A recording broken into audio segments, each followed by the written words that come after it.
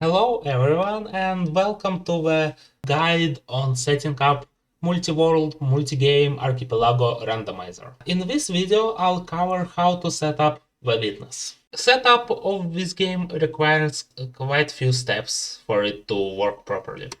So what the player playing witness should do? They go to supported games, they scroll down to the witness, and next step is to go to setup guides. Setup guides for the witness are written by these amazing people in English. You open the page and there are a few steps that are important to follow. First is that required software. You are required to have a licensed game officially, and the most important thing is to have the randomizer program itself. If you click it, it sends you to a GitHub of the randomizer in question.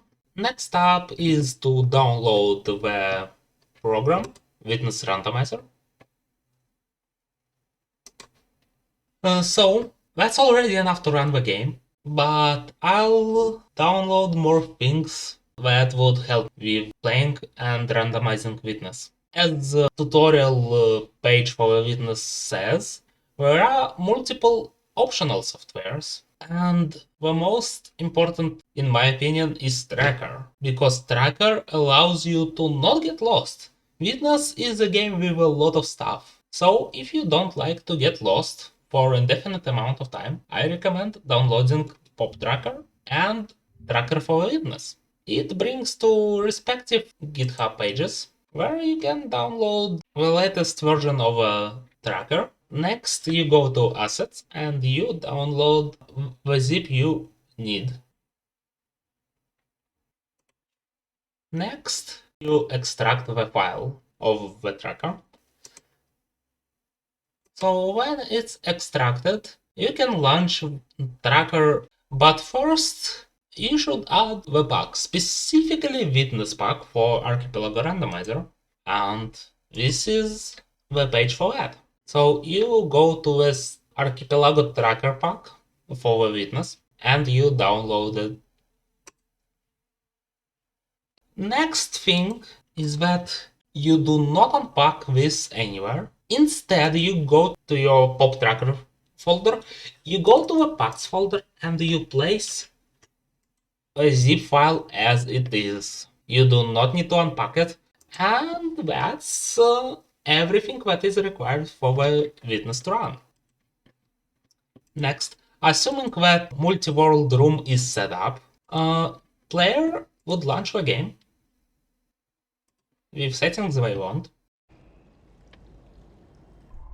Next, player starts a new game, and after they spawned in the tunnel as game usually starts, players should go and do two things. First, they go to Pop Tracker, they launch Pop Tracker.